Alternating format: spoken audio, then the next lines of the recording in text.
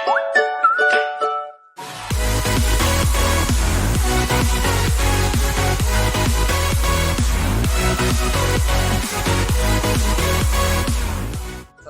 warahmatullahi wabarakatuh. Selamat pagi anak-anak. Senang bertemu kalian kembali di channel Timur Andi Channel. Jangan lupa subscribe, like, komen, dan tekan loncengnya. Terima kasih. Wassalamualaikum warahmatullahi wabarakatuh.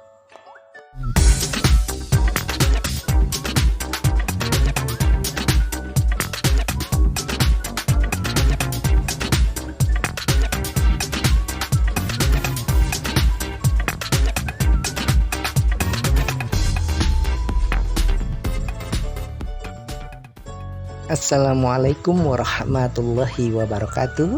Selamat pagi anak-anak. Apa kabar semuanya? Semoga semua dalam keadaan sehat selalu. Hari ini Bapak akan mengajak kalian belajar bersama dari rumah kembali dengan mata pelajaran tema 2, subtema 1, ilmu pengetahuan alam. Baiklah anak-anak, sebelum belajar, mari kita berdoa terlebih dahulu. Berdoa dimulai. Selesai. Sudahkah kalian menyiapkan buku catatan dan alat tulis? Apabila sudah, perhatikan, catat, dan pelajari materi yang akan Bapak berikan hari ini. Adapun tujuan pembelajaran kita hari ini adalah dengan menyimak video, peserta didik dapat menjelaskan cara tumbuhan menyesuaikan diri terhadap lingkungan dengan benar. Yang kedua, dengan menyimak video, peserta didik dapat menjelaskan cara tumbuhan melindungi diri terhadap mangsanya dengan benar. Sudah siap untuk belajar anak-anak? Mari kita mulai. Adaptasi. Apa itu adaptasi? Adaptasi adalah kemampuan makhluk hidup untuk menyesuaikan diri terhadap lingkungannya. Apa tujuannya? Tumbuhan beradaptasi dengan tujuan agar tetap dapat bertahan hidup. Nah, apa saja sih adaptasi tumbuhan terhadap habitatnya? Antara lain, yang pertama, adaptasi tumbuhan di lingkungan kering. Kedua, adaptasi tumbuhan di lingkungan berkadar garam tinggi. Kemudian yang ketiga, adaptasi tumbuhan di lingkungan air. Yang keempat, adaptasi tumbuhan di lingkungan lembab. Dan yang terakhir, adaptasi tumbuhan di lingkungan yang miskin nitrogen. Kelima, adaptasi tersebut akan kita bahas satu persatu. Mari kita mulai dari adaptasi tumbuhan di lingkungan kering.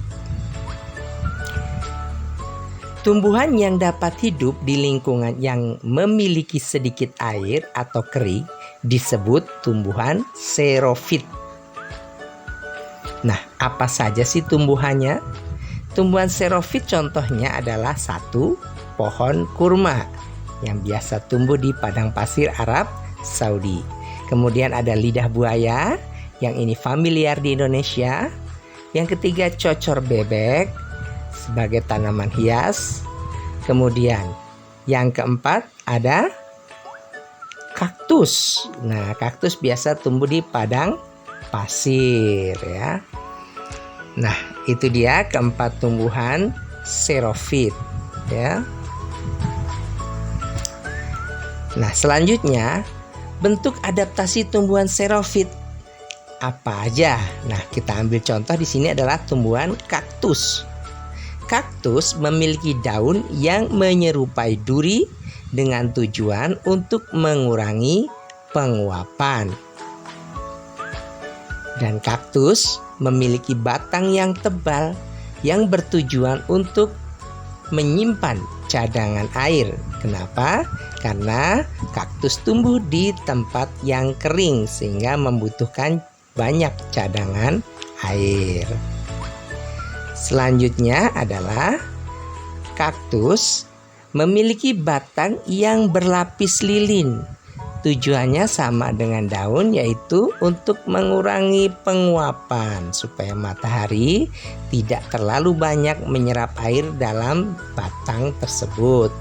Yang keempat, kaktus memiliki akar panjang yang tujuannya untuk mencari sumber air di dalam tanah yang kering.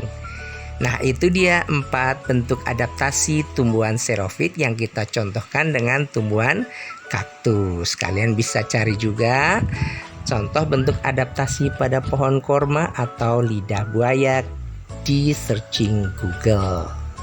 Selanjutnya, adaptasi tumbuhan di lingkungan berkadar garam tinggi. Nah, tumbuhan yang dapat hidup di lingkungan dengan kadar garam yang tinggi disebut tumbuhan halofit. Nah, lingkungannya yang memiliki kadar garam tinggi antara lain adalah laut, muara sungai, dan pantai. Keadaan tanahnya biasanya berlumpur, berpasir, dan sedikit mengandung oksigen, ya. Tumbuhan macam apa yang bisa hidup di tempat seperti ini?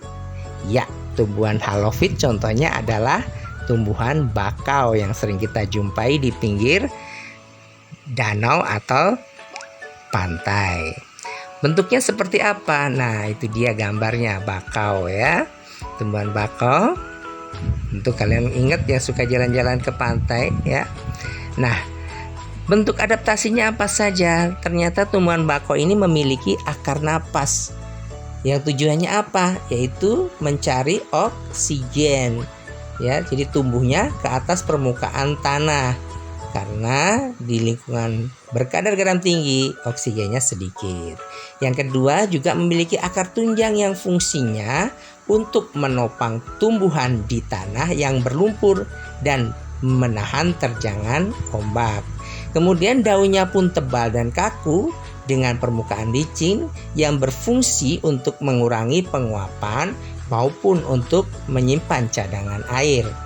Nah, di bagian bawah daun bakau memiliki kelenjar untuk mengeluarkan kelebihan garam. Nah, itu dia 7 bentuk adaptasi tumbuhan bakau. Kemudian adaptasi tumbuhan di lingkungan air. Tumbuhan yang dapat hidup di lingkungan air disebut tumbuhan hidrofit. Apa aja contohnya? Yaitu yang pertama adalah teratai. Kemudian yang kedua adalah eceng gondok. Nah, gambarnya kalian lihat di bawah itu, ya. Di mana teratai, di mana eceng gondok. Nah, kalian pasti pernah lihat, ya.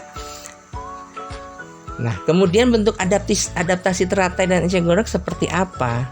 Nah, kita mulai dari teratai, ya. Bentuk adaptasinya adalah memiliki daun yang lebar.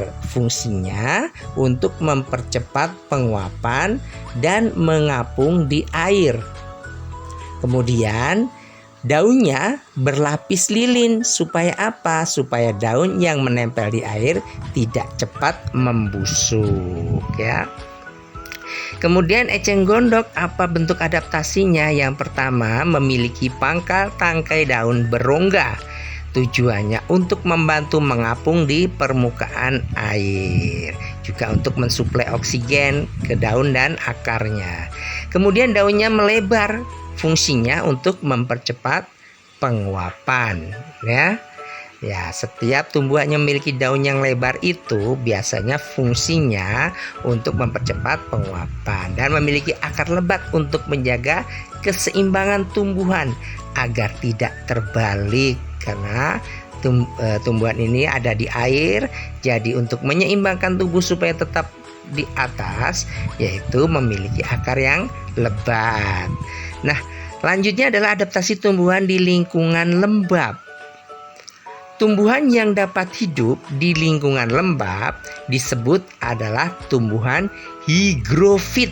Ya, berbeda sedikit dengan air tadi. Kalau air tadi hidrofit, kalau untuk tumbuhan yang lembab adalah tumbuhan higrofit. Bedanya di huruf G dan D. Ya. Nah, tumbuhan higrofit contohnya apa aja?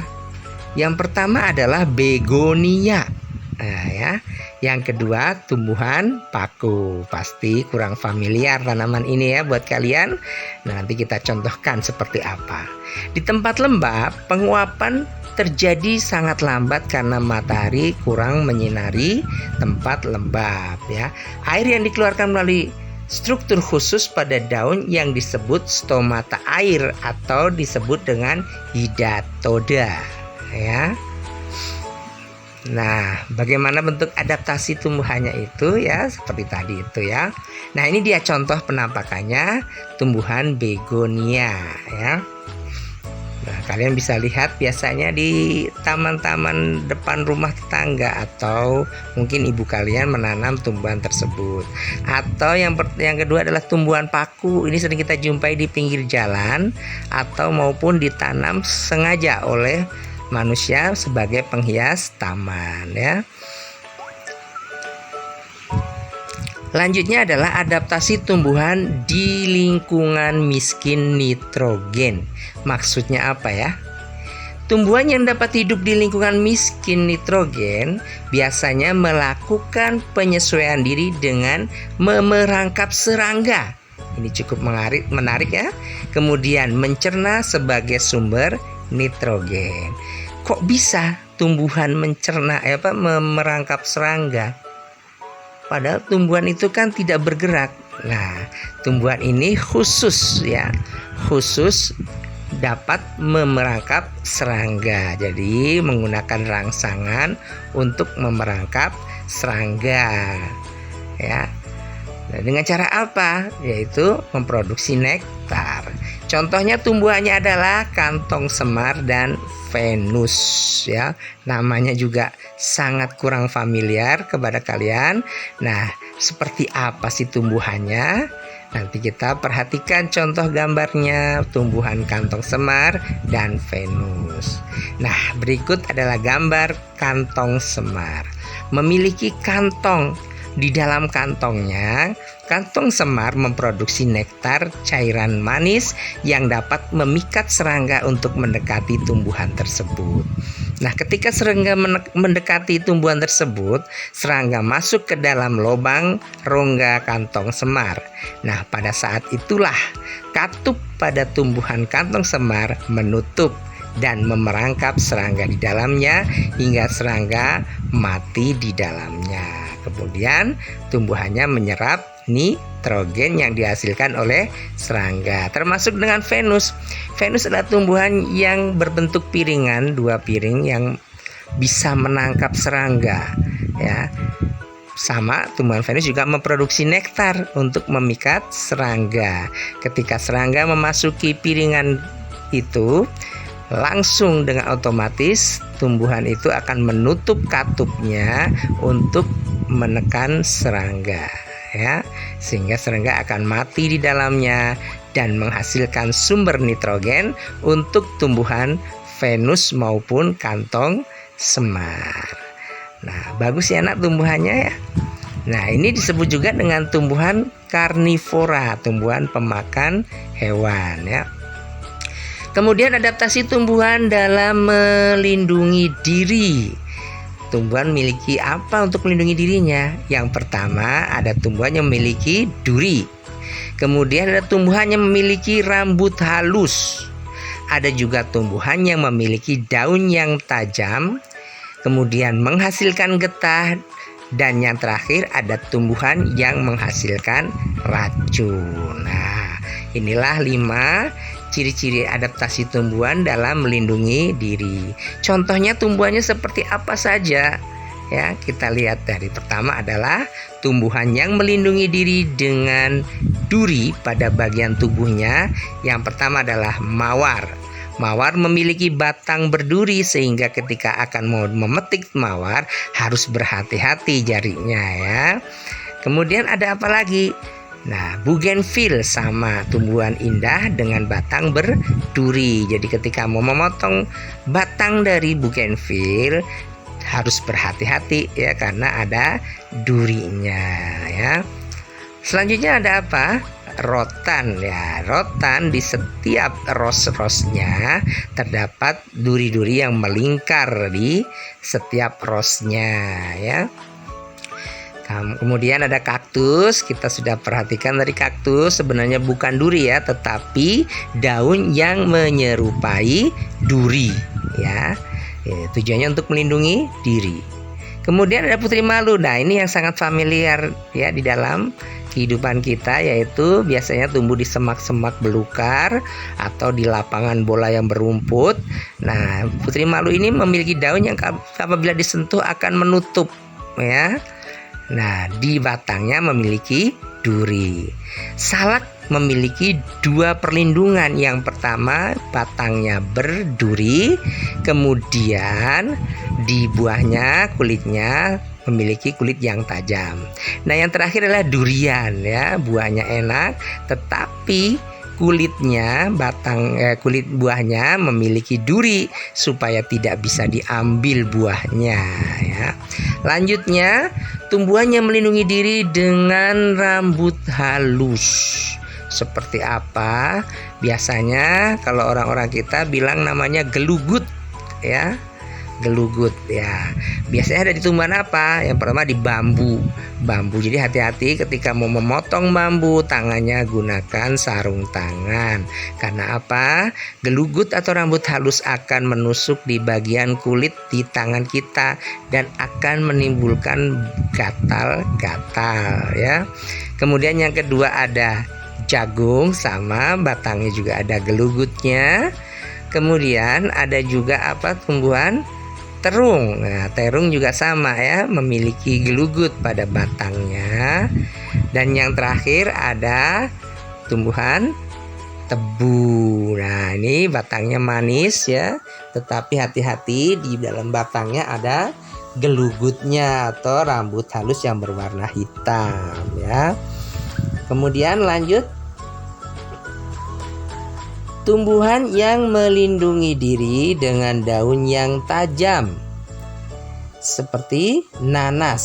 Nah, nanas ini daunnya di pinggirannya itu seperti gergaji ya. Daunnya itu tajam-tajam sehingga dapat melukai tangan kita ketika ingin mengambil buahnya. Jadi gunakan sarung tangan ya. Selanjutnya ada juga lidah buaya. Lidah buaya seperti lidahnya buaya ya, pinggirannya ada durinya ya. Jadi hati-hati ketika mengambil buah dari lidah buaya tersebut. Kemudian kaktus juga memiliki duri, yaitu daun yang menyerupai duri. Lanjutnya adalah tumbuhan yang melindungi diri dengan getah ya. Jadi tumbuhannya menghasilkan getah baik di batang maupun di buahnya. Yang pertama adalah buah sawo. Sawo ketika kita petik, maka ujung tangkai dari buah tersebut akan mengeluarkan getah menetes ya, yang akan menimbulkan rasa gatal pada tubuh kita apabila kena tetesan getah tersebut. Pepaya sama. Pepaya juga ketika kita potong akan menimbulkan getah yang pahit. Kemudian karet, batangnya kita seset, maka akan mengeluarkan getah karet ya. Kemudian ada juga mangga juga sama, di ujung tangkainya mengeluarkan getah ketika kita potong, maka akan terjadi lengket. Daun patah tulang, nah ini jadi sebetulnya itu bentuk daun tapi menyerupai batang ya. Nah, pada patah tulang ini apabila kita patahkan tangkainya, maka akan mengeluarkan getah berwarna putih. Nah, yang terakhir adalah nangka. Nangka kita ingin mendapatkan buahnya di dalam, tetapi hati-hati karena buah nangka dalamnya banyak getahnya sehingga susah untuk mengambil buah yang manis. Kemudian tumbuhan yang melindungi diri dengan racun. Yang pertama ada kecubung. Kecubung ini kalau dimakan tuh pahit, getir, sehingga dapat membuat tubuh kita mual, bahkan bisa kita berhalusinasi, kemudian sesak napas dan terasa pusing ya ketika kita memakannya.